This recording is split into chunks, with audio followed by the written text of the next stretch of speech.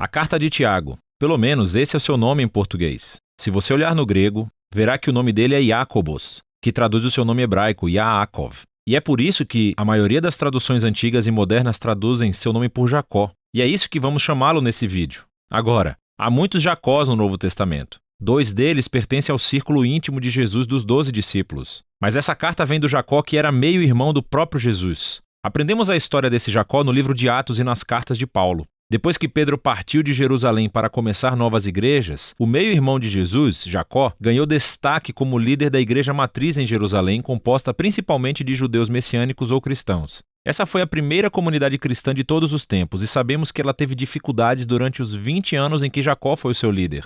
Houve uma fome que levou a uma grande pobreza na região e esses judeus messiânicos estavam sendo perseguidos por líderes judeus em Jerusalém.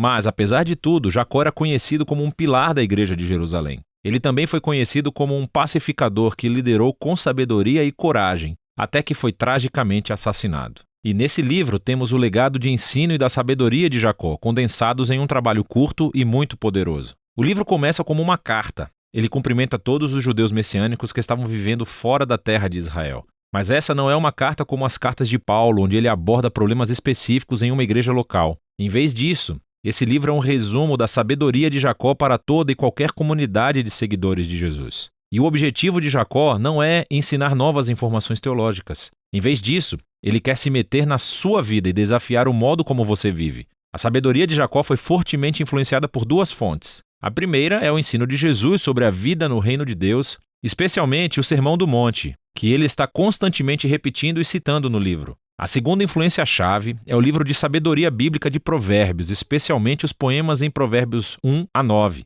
Jacó cresceu literalmente com Jesus e com o livro de Provérbios. E agora o seu próprio ensino soa como eles e é marcado por sua linguagem e imagens. O livro consiste em discursos curtos e desafiadores, cheios de metáforas e frases fáceis de memorizar. Em essência, Jacó está clamando para que a comunidade messiânica se torne verdadeiramente sábia, vivendo de acordo com o resumo da Torá de Jesus, para amar a Deus e ao próximo como a si mesmo. O corpo do livro está nos capítulos 2 a 5, que consiste em 12 ensinamentos curtos que chamam o povo de Deus para a devoção sincera aos ensinos de Jesus. E todos juntos, eles não desenvolvem uma ideia principal de maneira linear. Cada tipo de ensino é separado e é concluído com uma frase cativante. Mas todos esses ensinos estão conectados através de palavras e temas repetidos que são muito legais. Na abertura do corpo do livro há 2 ensinos. Primeiro, sobre favoritismo e amor. Jacó expõe como tendemos a mostrar favoritismo a pessoas que podem nos beneficiar e negligenciamos pessoas que não podem, geralmente porque são carentes.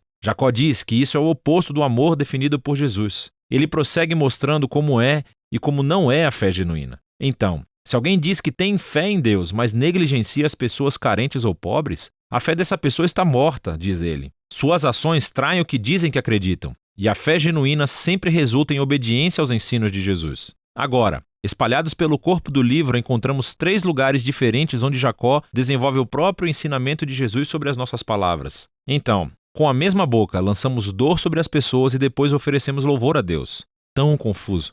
E também julgamos as pessoas e depois falamos mal delas pelas costas. E todos nós também tendemos a distorcer a verdade em proveito próprio. O modo como falamos sobre as pessoas abre uma janela para os nossos corações e mostra os nossos valores fundamentais. Nossas palavras contam a verdade real sobre o nosso caráter. Jacó também acredita que a comunidade do reino de Deus, da maneira que Jesus ensinou, é um tipo de lugar onde as divisões criadas pela riqueza e pelo status social são desmanteladas. Então, ele avisa primeiro sobre a arrogância que a riqueza pode criar em pessoas que acreditam que ela estará por perto para sempre. Então ele diz: sua riqueza vai apodrecer um dia, assim como você. Em contraste, o povo de Deus deve viver com paciência e esperança pelo retorno de Jesus para acertar todas as coisas. E isso deve inspirar uma vida de oração cheia de fé. Agora, nessa parte do livro, todos esses ensinamentos são muito poderosos. E há ainda muito mais para falar do que temos tempo nesse vídeo. Mas falando sério, leia todos eles e lentamente. Agora,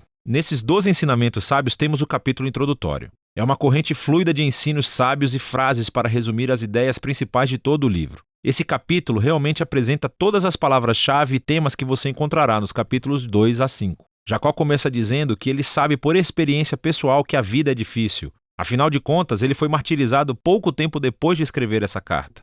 Mas ele acredita que as provações e as dificuldades da vida são, na verdade, presentes paradoxais, que podem produzir perseverança e moldar o nosso caráter. Deus pode fazer um trabalho incrível dentro de nós, em meio ao sofrimento, e nos ajuda a tornarmos perfeitos e completos. Agora, essa palavra perfeito é realmente importante para Jacó. Ele a repete 7 vezes no livro. No hebraico bíblico e no grego, esta palavra refere-se à integridade. Significa viver uma vida completamente íntegra, onde as suas ações são sempre consistentes com os valores e crenças que você recebeu de Jesus. Jacó sabe que a maioria de nós realmente vive como pessoas fraturadas, com grandes inconsistências no nosso caráter. Estamos todos mais comprometidos do que queremos admitir. No entanto, Deus está em uma missão para restaurar pessoas fraturadas, para torná-las íntegras, e isso começa com sabedoria, a capacidade de ver minhas dificuldades através de uma nova perspectiva. Deus generosamente dará esse tipo de sabedoria às pessoas que pedem com fé, sem duvidar do caráter de Deus. E quando entendemos o nosso humilde e frágil lugar diante de Deus, somos forçados a escolher entre a ansiedade ou confiança. E a verdadeira sabedoria significa escolher acreditar que Deus é bom, apesar de minhas circunstâncias. Então, se a pobreza está forçando você a passar por momentos difíceis na vida, Jacó diz: tente ver isso como um presente que obriga você a confiar somente em Deus. E além disso, a riqueza é fugaz. Tudo passará como flores do campo no calor de verão. E quando passarmos por tempos difíceis, não acusem a Deus. Em vez disso, deixe que as suas circunstâncias ensinem o que Jesus ensinou sobre o caráter de Deus, que o Pai é generoso, que Ele está pronto para nos encontrar em meio à nossa dor e que Ele é digno de confiança. É esse Deus que, através de Jesus, nos deu um novo nascimento para nos tornarmos novos tipos de humanos que podem enfrentar o seu sofrimento com total confiança no Pai, assim como Jesus fez. E essa nova humanidade é algo que descobrimos quando não apenas ouvimos a palavra de Deus, mas seguimos o que ela diz.